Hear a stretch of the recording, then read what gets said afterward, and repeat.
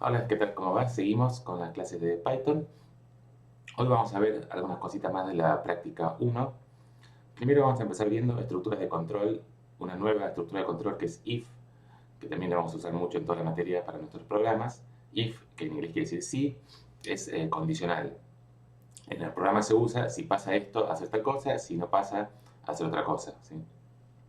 Se usa muchísimo en todos los programas que vamos a ir haciendo, así que vamos a ver cómo se usa if y vamos a usarlo en este caso para el error del polinomio de Newton. Ya avanzamos un poco con interpolación, pero volvemos a ver esta parte de Newton, cómo hacer un programa que corte cuando tenemos el error necesario. ¿Sí? Hay varios ejemplos en la práctica que tenemos que encontrar un n tal que el error de Newton sea menor que 10 a la menos 4, 10 a la menos 8. Entonces para eso vamos a usar if, que vamos a ir agregando, aumentando el valor de n hasta encontrar un punto, un n en el cual el error sea el buscado. ¿Sí? Se puede usar después para todo, para interpolación de Lagrange también lo podríamos usar, cortar cuando el error sea menor que algo, también se puede usar, así que empezamos con Newton, pero después lo podemos usar para cualquier caso. Y lo último que vamos a ver es los cero de Chebyshev, que también ya lo vieron en la práctica, en la teórica, cómo calcular los cero de Chebyshev con Python. ¿Sí?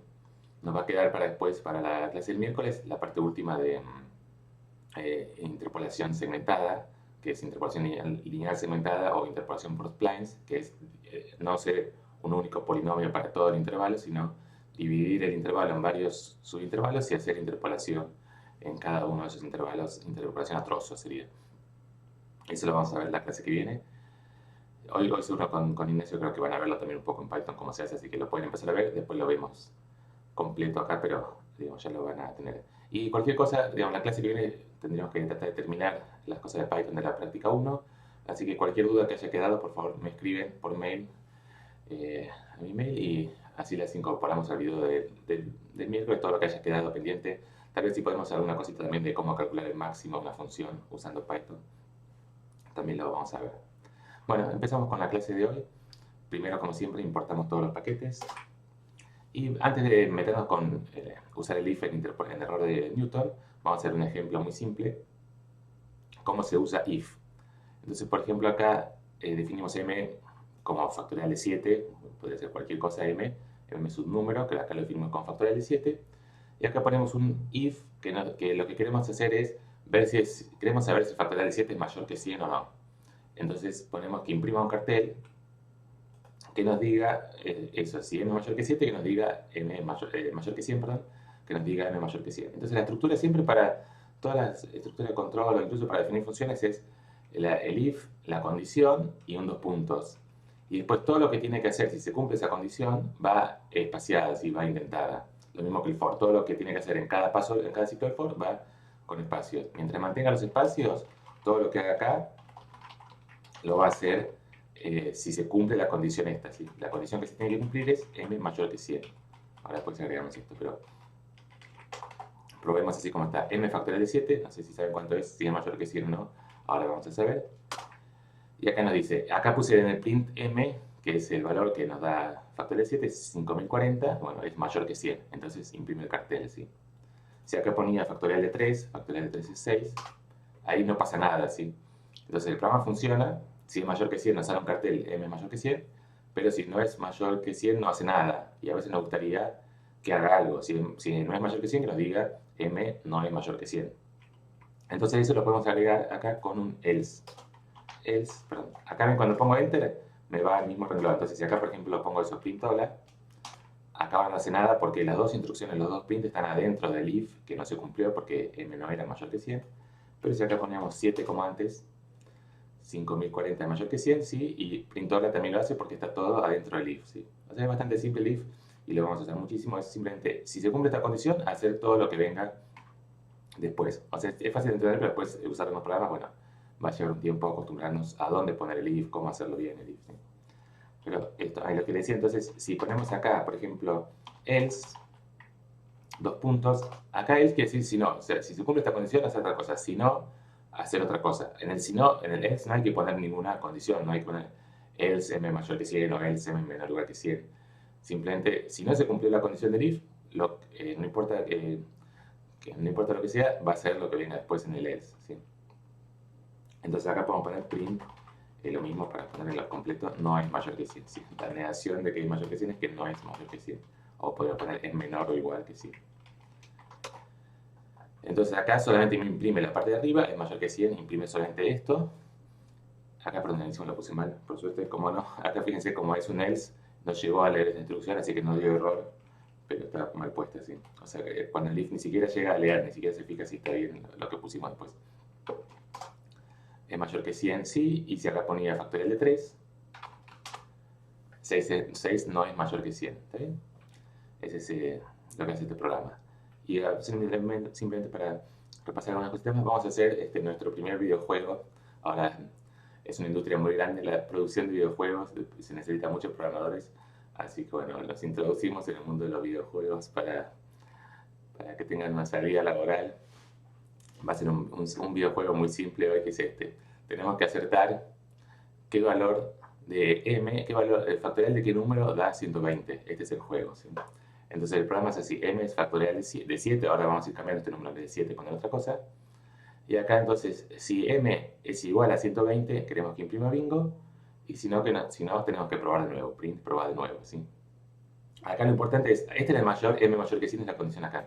Acá la condición es m igual a 120, pero en Python eso es importante, muy importante recordarlo, para la igualdad en Python, cuando uno hace una comparación, en un if, es con doble igual, ¿sí? No es, acá fíjense la diferencia, igual solo es asignación, no es comparación. Es asignación, quiere decir a m le asigno este valor de acá de este lado, ¿sí? Y m igual 120 es una comparación, queremos saber si es igual o no. Entonces esto da verdadero o falso, ¿sí? Si yo ejecutara solamente eso, vamos a probarlo. Si yo ejecuto solamente esto, es algo que es una comparación y nos va a dar el resultado. Nos dice, perdón, pongamos acá, como estaba acá.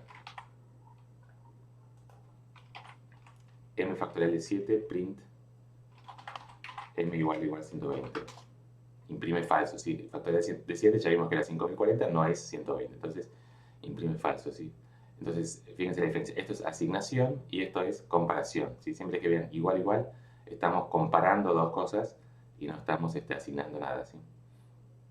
Entonces acá el resultado es falso, ¿sí?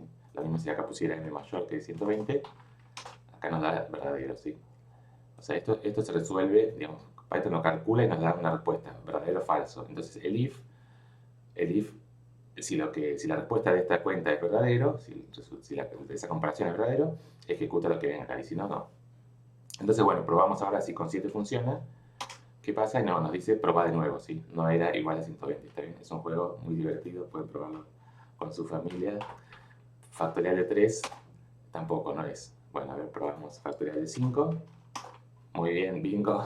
Factorial de 5 es 120, ¿está bien? Bien, ahí funcionó. Entonces, bien, ahí ya hicimos nuestro primer jueguito. Con solo un if ya tenemos este jueguito.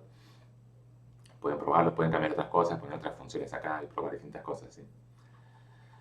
Bueno, primer ejercicio que les queda es, acá nos dice solamente probar de nuevo. A veces está bueno para este tipo de juegos que nos diga, no, es muy grande o es muy chico, ¿sí? Que si ponemos un número más grande que, si ponemos un número más grande que 5, o sea, más grande que el factorial sea más grande que 120, que nos diga es muy grande, y si ponemos un número muy chico, nos diga es muy chico, ¿sí?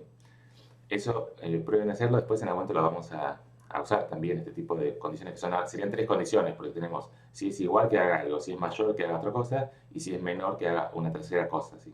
Se puede hacer de dos formas, poner un if adentro del else, eso pueden probarlo, o sea, si es igual a 120, imprimir bingo, y después si no, hacer un if acá adentro, si m es mayor que 120, hacer algo, y si no, imprimir, si m es mayor que 120, imprimir es mayor, y si no, imprimir es menor, ¿sí? La condición igual ya está descartada. Y la otra cosa, hay un comando else if, esto lo pueden buscar, y después si no en algún video más adelante lo veremos, pero si ya quieren ir adelantando lo pueden buscar.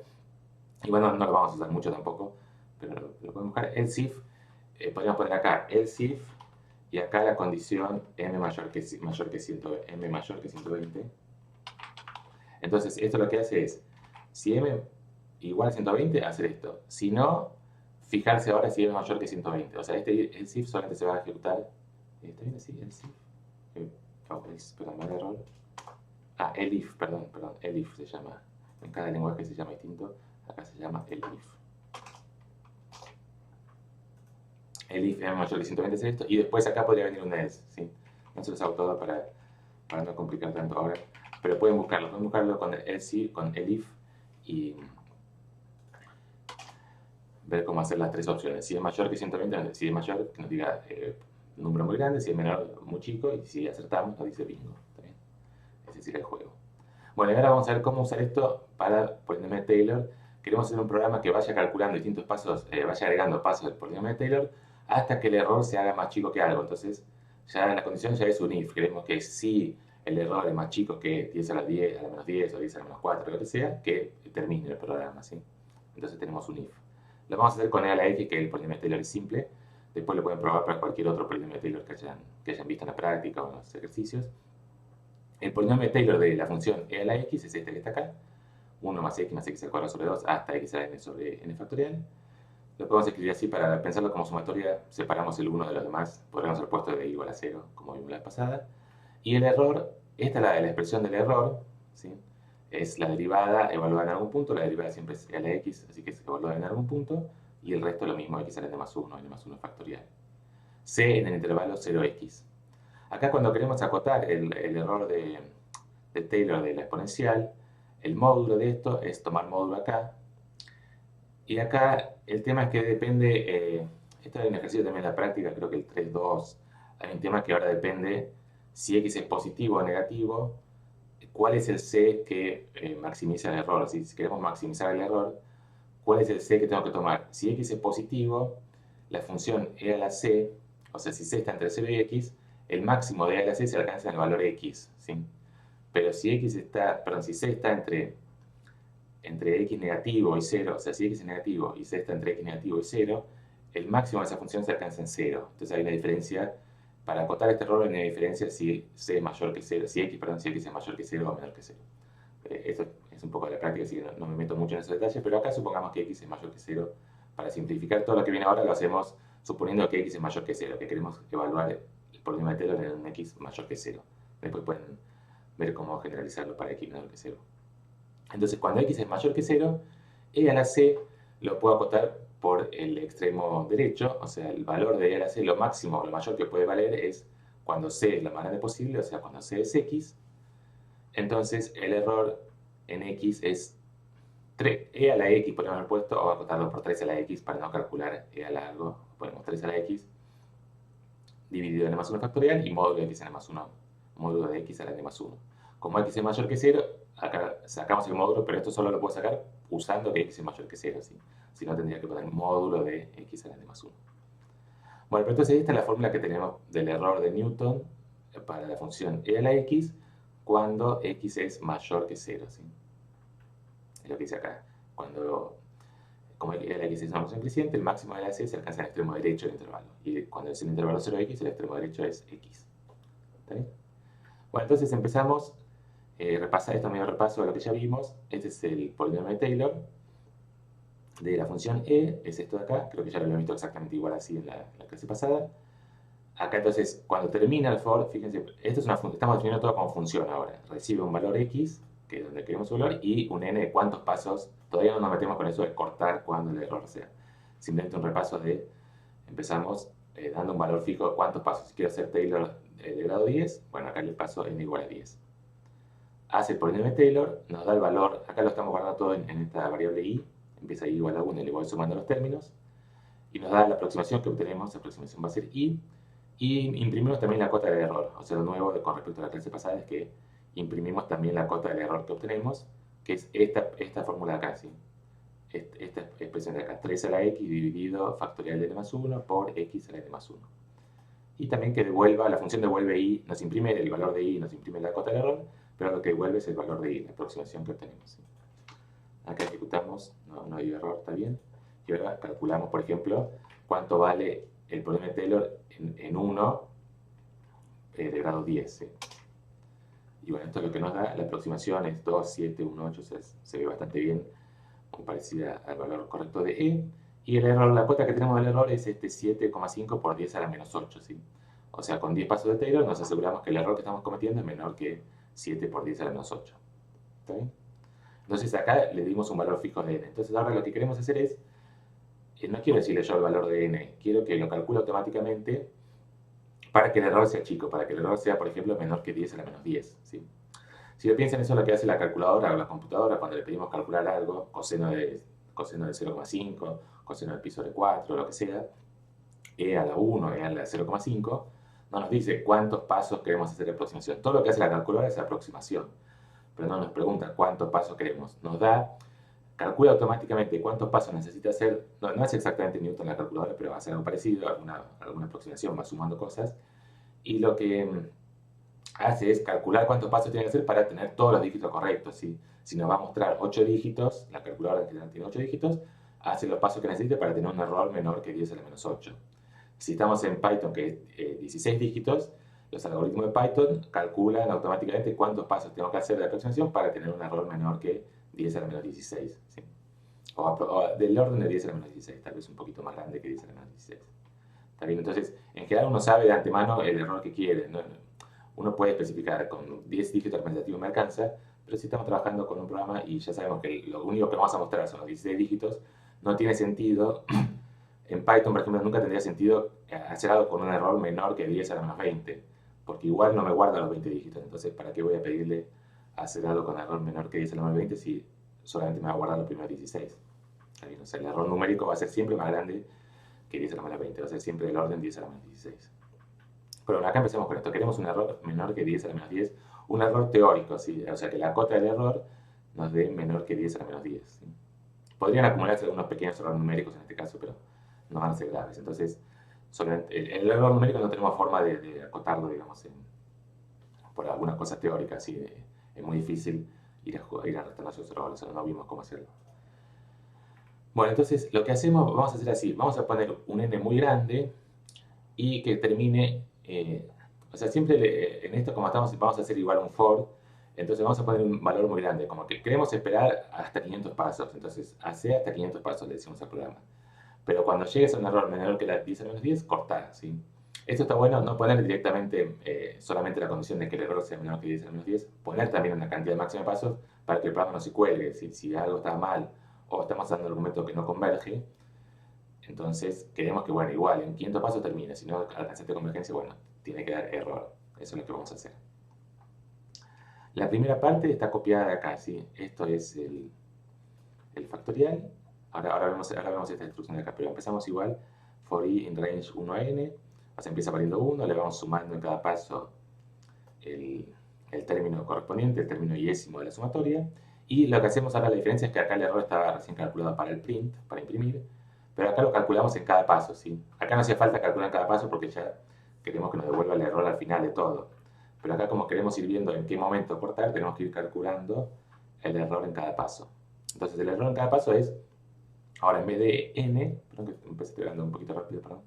En vez de n ponemos i, ¿sí?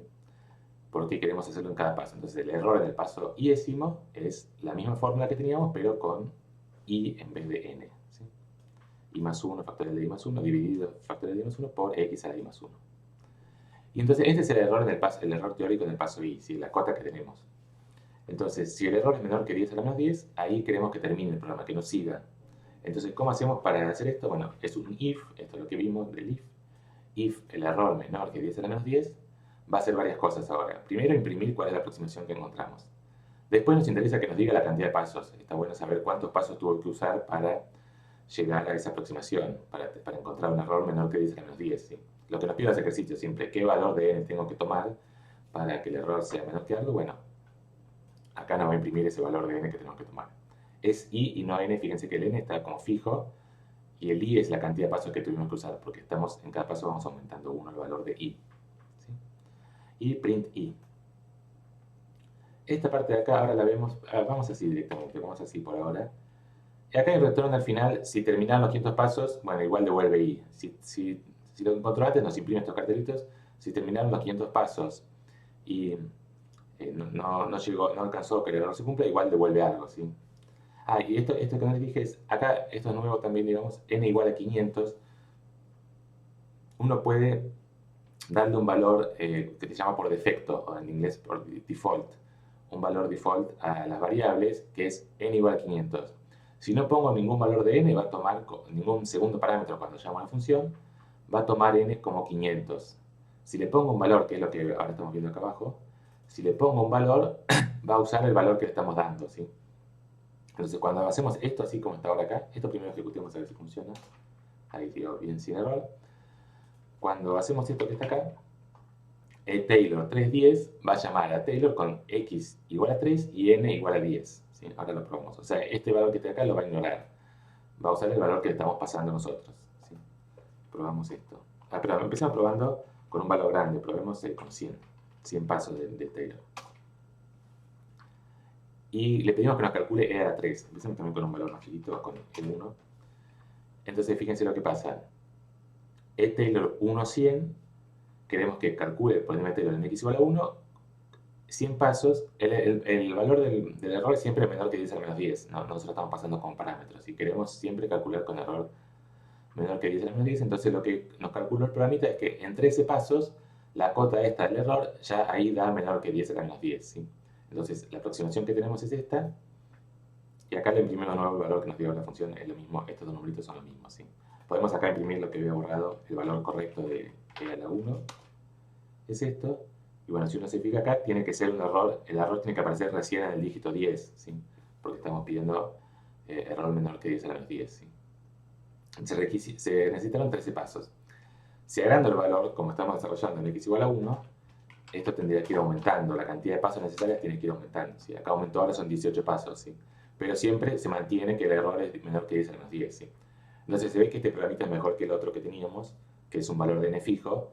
Con un valor de n fijo si voy aumentando el valor de x, va a ser cada vez peor la aproximación que nos da. Acá siempre la misma precisión, siempre son 10 dígitos de precisión, lo que va aumentando es la cantidad de pasos. Si no pongo nada acá de cantidad de pasos, les muestro esto que ahora lo del valor por defecto, funciona igual, ¿sí? No cambia, porque ahora si no pongo nada es 500 pasos, pero como en 18 pasos ya lo alcanzó, ya no importaba si era 100 o 500, da lo mismo, porque en 18 pasos es lo que necesita. El problema sería que acá le ponga un valor más chico que 18, si pongo 10, ahí sí no llegó a alcanzar un error menor que 10 a la más 10. Fíjense que el error está por acá. En el tercer cuarto dígito ya tenemos un error. Entonces acá me molesto porque no nos imprime nada. Acá está la instrucción que yo había puesto en algún momento, que la borré. Podemos hacer un print que nos diga error, no se alcanzó convergencia. ¿Sí? Ahora vemos cómo funciona. Siempre la parte difícil de hacer los programitas es poder seguir el flujo, lo que se llama el flujo del programa. Cómo va ejecutando el programa, cuándo termina, cuándo ejecuta el if, cuántos pasos del for hace. Esa parte es siempre difícil de ir siguiendo al principio. O sea, uno ve todo esto, espacios en todos lados. Cómo es el programa, bueno, lleva un poquito de tiempo visualizarlo, ahora lo vemos. ¿Sí? Pero ahora lo que cambia es, lo que hace esta instrucción es que si se alcanzaron los 500 pasos, o la cantidad de pasos que le pasemos a cada 10 pasos, y no se alcanzó un error que menor que 10 a la menos 10, nos tira un error, no se alcanzó convergencia o no se alcanzó el error esperado, sería. Perdón, ejecuté esto. ¿Está bien? Entonces, con 10 pasos no alcanza para tener un error menor que 10 a la menos 10. Entonces nos tira este error, no se alcanzó convergencia. ¿Sí? Entonces repasamos eso, el flujo del programa, cómo es que funciona. Empieza tomando igual a 1. Ahora va a ejecutar 500 pasos, o la cantidad que le pasemos, del polinomio Taylor. Va a calcular el polinomio Taylor hasta el grado n que le pasemos, o, como ahora tenemos el if adentro, hasta que se alcance el error. Entonces empieza a ejecutar, empieza a agregar términos, este for va agregando términos del polinomio Newton, del polinomio Taylor, perdón, y si en algún momento el error es menor que 10 a la menos 10, imprime todos estos caracteres, y este return que está en el medio del programa, siempre habíamos dado return al final del programa, si lo ponemos en el medio funciona igual. Lo que hace el return es, en este momento termina y devuelve lo que diga acá adentro, ¿sí? Cuando hay un return no sigue ejecutando lo que viene después, o no sigue ni el for, estamos adentro de un for, pero pusimos un return cuando se cumple la condición del if y ejecuta este return, el programa termina automáticamente, no sigue ejecutando el for, no sigue ejecutando lo que viene después, ¿sí? El return corta el programa y devuelve este valor. Entonces, si uno mira este print de acá, ¿a dónde está alineado? Está alineado con el for, ¿sí? ¿Esto qué quiere decir? Que esté alineado con el for, o sea, si vimos los espacios, digo, la cantidad de espacios es la misma que la del for, hay 4 espacios acá y 4 espacios acá. Esta es la parte que uno tiene que acostumbrarse a mirar los espacios. Esto quiere decir, como está en el mismo nivel que el for, esto quiere decir, esto se va a ejecutar recién cuando termine el for, ¿sí? El for primero va a hacer todo lo que tenga que hacer. Cuando termine ese for, ahí recién va a ejecutar esto. Entonces, si terminó el for, como el for era ejecutar la cantidad de pasos que le pasamos, si el for terminó y nunca llegó hasta return, nunca salió antes por el if, quiere decir que nunca se alcanzó el error este menor que 10 a la menos 10, ¿sí? Entonces, por eso este print acá nos dice, pues, se terminó el for y no se alcanzó el error esperado, entonces, bueno, hubo un error, no se alcanzó la convergencia, ¿sí? Entonces hacemos así, como lo vimos recién. Y entonces eso nos da un valor más o menos aproximado, pero este valor no cumple la condición que queríamos, no cumple que el error sea menor que 10 a la menos 10. Entonces en general está bueno de alguna forma o imprimir un cartel o de alguna forma por algún parámetro que devuelva, por algún valor que devuelva, avisar que no se pudo cumplir el objetivo que queríamos. Avisar al que está usando el programa que queríamos que nos calcule con error menor que 10 a la menos 10, pero la cantidad de pasos que le dimos era muy chica para alcanzar ese error, no lo pudo hacer. Si le ponemos máximo 100 pasos, como vimos, ahí sí funciona. Mientras vamos agregando, por ejemplo, ahí a la cuarta, mientras vamos agregando, perdón, acá número 4, se necesitan cada vez más pasos, ¿sí? Eso es lo bueno del programa. Automáticamente calcula cuántos pasos necesita para llegar al error, ¿sí?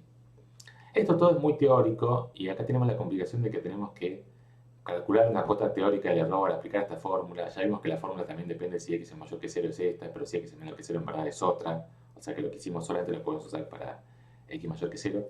Y esto en general no es la forma de hacerlo en la práctica, de usar cotas teóricas del error. Uno lo que hace en la práctica es ir agregando pasos hasta, por ejemplo, que el valor que vamos obteniendo no cambie más o que cambie muy poco, ¿sí?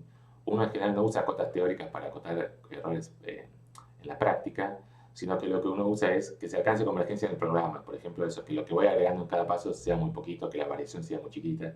Pero eso lo vamos a ver más adelante. Por ahora, con esta cota teórica del error, la que implementamos, está bien, ¿sí? Pero en la práctica 2 ya vamos a usar mucho eso, los criterios de parada. Eso se llama un criterio de parada cuando termina nuestro programa. No van a ser cotas teóricas, sino que van a ser más bien cosas dentro del algoritmo, de ver, bueno, ya el algoritmo no está aportando más nada. Lo que estoy agregando no cambia mucho la respuesta, entonces directamente terminar ahí, ¿sí? Que en general tiene que ver eso, aunque si ya no cambia nada es que ya se alcanzó la convergencia, no hace falta seguir, ¿sí? Bien, ejercicio para ustedes. Primero, perdón, no sé por qué hago clic. Implementar una función que calcule coseno de x con un error menor que 10 a menos 10. O sea, agarrar el mismo programa, pero calcular, por un lado, cuál es el paso de Taylor, cuál es el término de Taylor del grado i, y por otro lado, cuál es la cota de error de Taylor del coseno, ¿sí? Todas esas cosas ya lo vimos, entonces es cambiar las dos fórmulas, ¿sí?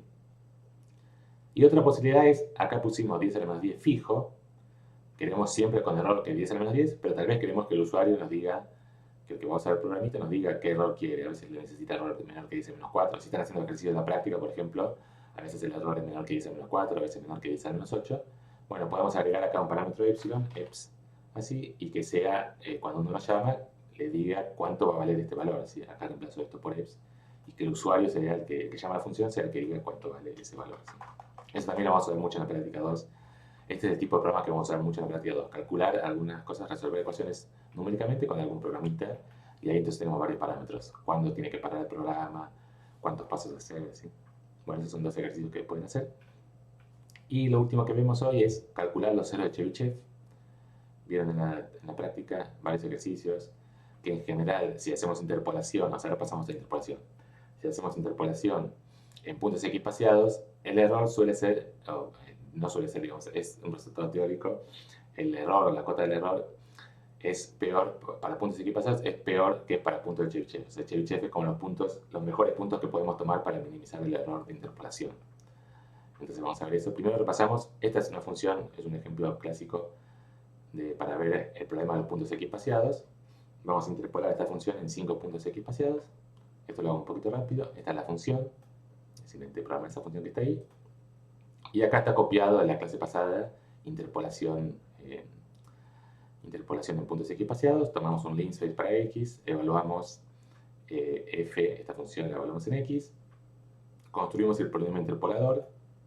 Como son 5 puntos equipaciados, tenemos un polinomio de grado 4, calculamos el polinomio y ahora graficamos. Para graficarnos construimos una nueva variable xplot que sea 1000 puntos equipaciados entre menos 1 y 1. Y bueno, graficamos todo así. Voy un poquito rápido para no hacer muy larga la clase, pero esto es repaso de la clase pasada. En azul esta es la función f, esta es la función 1 sobre 1 más 25x al cuadrado, y en naranja se ve la interpolación que hacemos, que se ve un error muy grande, ¿sí? No aparece una buena interpolación, estamos cometiendo un error muy grande, ¿sí?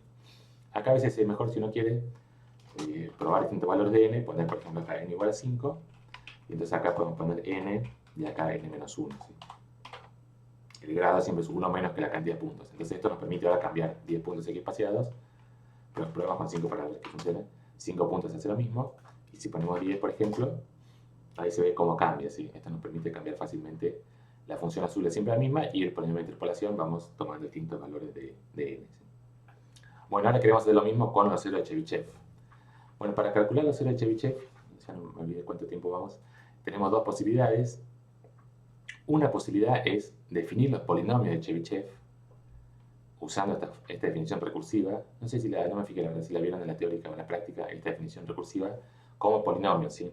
Los polinomios de Chebyshev son una de los milagros, las cosas mágicas de esta materia es, hay una fórmula súper complicada, no súper complicada, pero una fórmula bastante rara. Esta es la fórmula de los ceros de Chebyshev, y hay una fórmula para los polinomios de Chebyshev que es el coseno de menos 1, de una cosa medio rara, y esa cosa da polinomios súper simples, ¿sí? Esos son los polinomios de Chebyshev. Uno lo define con la inversa, coseno de menos 1 de coseno de k por x, una cosa medio rara, pero eso da polinomios. Y estos son los polinomios de Chebyshev. El primero es 1, el polinomio de grado 0 es 1, el polinomio de grado 1 es x, y el polinomio de grado n tiene esta fórmula recursiva, ¿sí? Lo puedo construir a partir de los dos anteriores usando esta definición recursiva. No sé si lo vieron, pero si lo buscan, por ejemplo, en Wikipedia Chebyshev, van a encontrar estas expresiones, ¿sí? Entonces puedo ir construyendo los polinomios Chebyshev de esta forma recursivamente, ¿sí? ¿Qué le iba a decir? Lo que nos interesa son calcular los ceros de estos polinomios, ¿sí? Los puntos de Chebyshev son los ceros de estos polinomios. Entonces, primero construimos los polinomios y después le calculamos los ceros. Para definir los polinomios de Chebyshev, acá vamos a hacer algo nuevo también, que es una definición recursiva, y usamos también el if. Estos casos esto sería, cuando n es 0, este es el polinomio de Chebyshev. Cuando n es 1, este es el polinomio. Y para otro valor, para n mayor que 1, este es el polinomio de Chebyshev definido recursivamente, ¿sí? Definido a partir de los anteriores. Entonces todo eso lo hacemos con if. Si n es 0, el polinomio de Chebyshev es 1. Y lo vamos a devolver como polinomio, o sea, como poli 1d. El polinomio es 1. Si n es 1, el polinomio es x.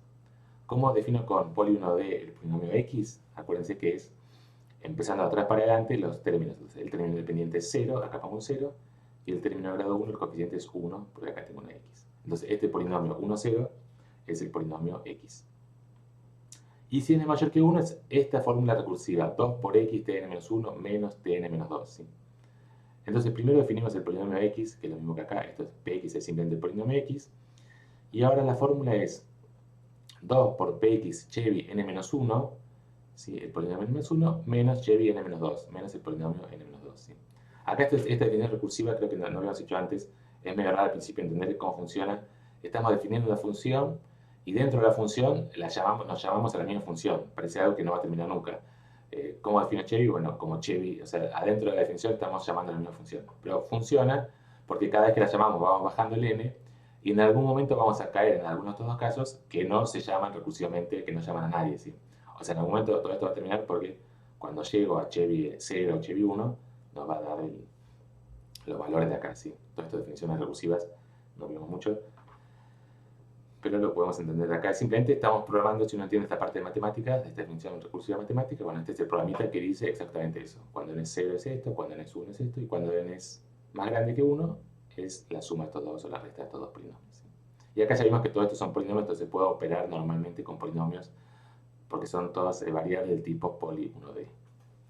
Vamos a probar esto, y probamos, por ejemplo, cuánto vale Chebys 5.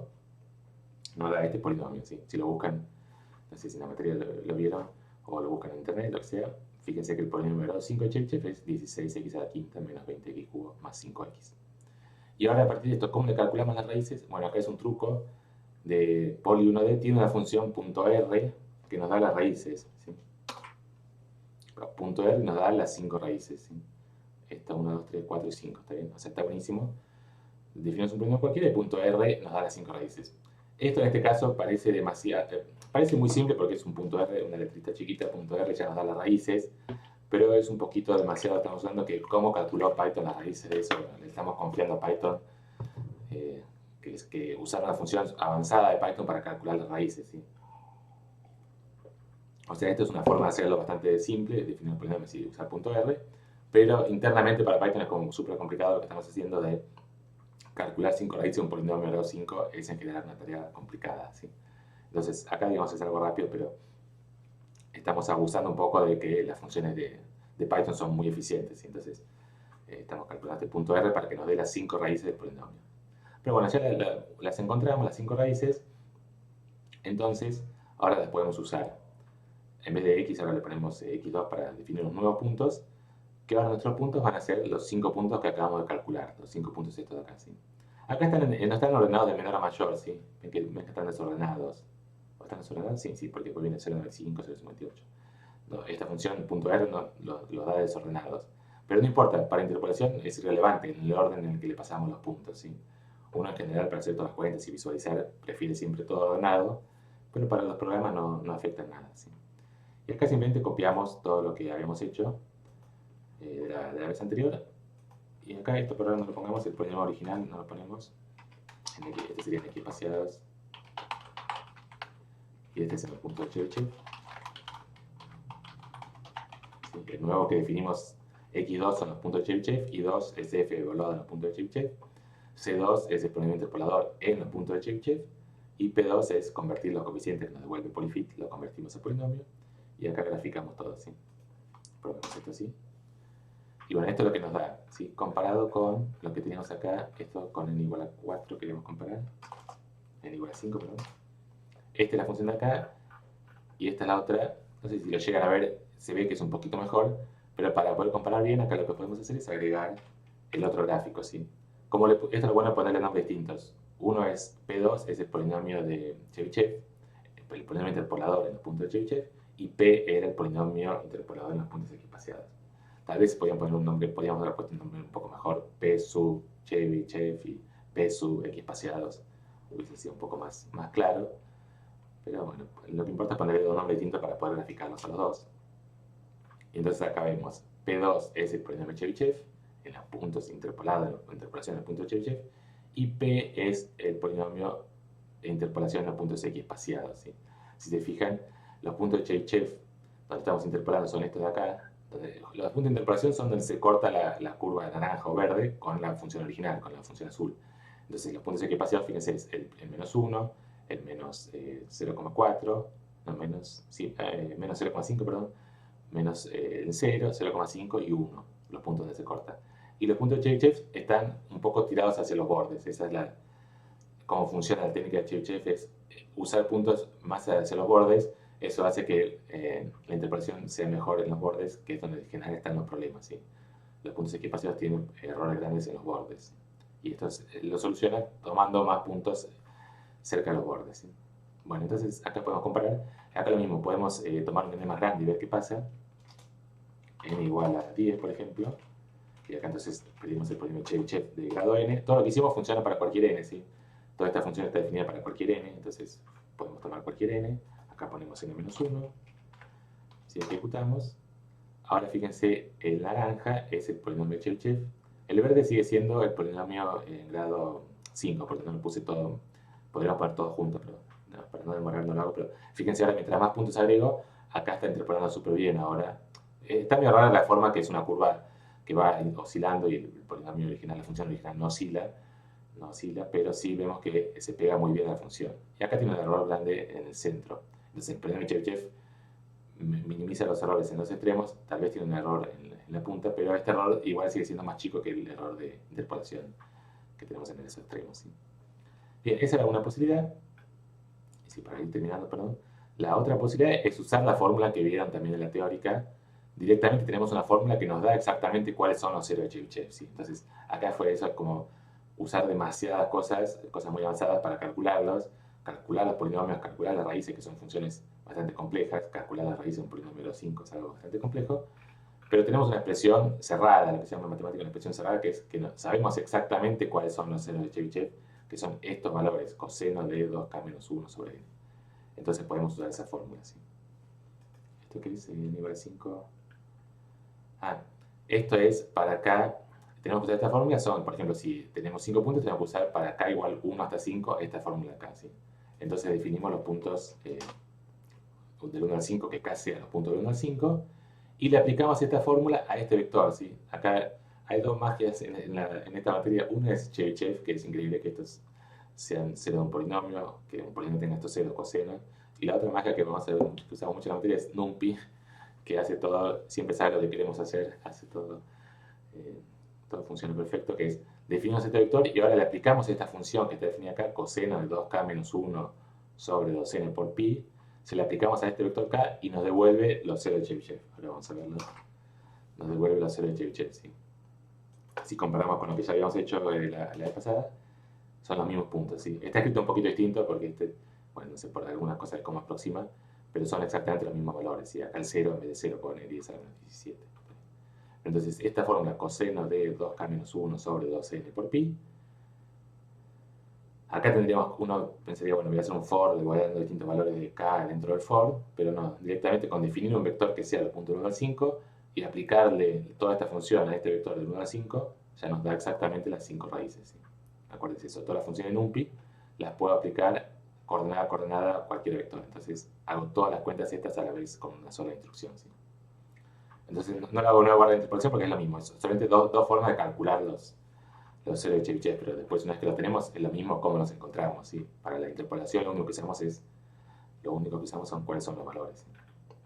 Bueno, con eso terminamos, entonces les dejo nomás unos ejercicios. Estos son los, acuérdense esta cosa, sí, tenganla presente, la vez pasada me acuerdo, trajo algunos problemas. Los ceros de Chebyshev que acabamos de calcular son los ceros en el intervalo menos 1, 1, ¿sí? Si nos piden interpolar en el intervalo 5, 15, no podemos usar estos mismos valores, ¿sí? No vamos a usar estos valores, estos que están acá se ve un poquito mejor, no vamos a usar estos valores para interpolar en el intervalo 5, 15. Lo que tenemos que hacer es de alguna forma trasladar estos puntos al intervalo 5, 15, ¿sí? Entonces ahí tenemos dos formas de hacerlo. O sea, si queremos puntos equipaciados en el intervalo 5, 15, ya vimos. Empezamos con 5 y le vamos sumando siempre lo mismo hasta llegar a 15, dependiendo de la cantidad de puntos. Si queremos la Chebyshev, tenemos dos posibilidades. En la teórica, esto si me fijé, en la teórica vieron, siempre hago doble clic, en la teórica vieron una fórmula parecida a esta, pero para el intervalo AB. La fórmula para los ceros de Chebyshev en el intervalo AB es, no sé, A más coseno por B, no sé, fíjense la fórmula y la pueden implementar. Y la otra posibilidad, esto es opcional si lo quieren hacer, con esto ya estaría bien. O sea, esto es importante porque lo van a usar en algunos ejercicios Chebyshev que no sean el menos 1, 1, ¿sí? Y la otra posibilidad es, si ya tengo estos puntos de acá del menos 1, 1, les puedo aplicar alguna función, alguna transformación para llevarlos a otro intervalo, ¿sí?